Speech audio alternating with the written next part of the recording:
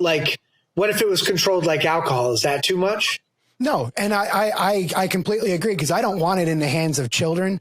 I mean, I don't know this like Megan would, but I have had my own not theories, but what's the one besides a theory? My own hypothesis that kids, or before your brain is developed, using cannabis can actually hinder your endocannabinoid creation. Like, you're telling your body it doesn't need to produce a certain amount of endocannabinoids because it's receiving an influx. And I've just noticed that kids who have started using earlier in life seem to be more desensitized to it, as opposed to people who use it later in life. And they have mental health issues.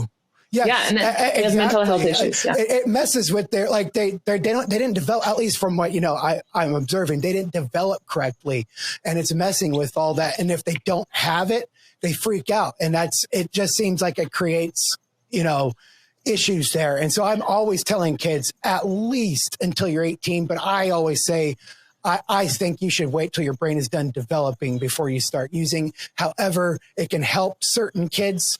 And I'm a big proponent of it if the reward outweighs the risk. And so that's my own personal thought on it.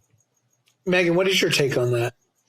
Absolutely. I agree. I think that heavy use in teenagers is associated with high anxiety and depression later in life. I've seen it. I have patients coming to me with these exact same stories. So yeah, I firmly believe that, like, it can be CBD can be therapeutic when it's needed, but for teens to be recreationally using, especially high THC, it's exactly what Jay said. They're telling their body not to make their own endocannabinoids in this crucial development period. So I don't want teens smoking either, but I want to raise a question. Do we think that the world is getting more depressing and anxiety ridden at the same time as people are smoking more weed?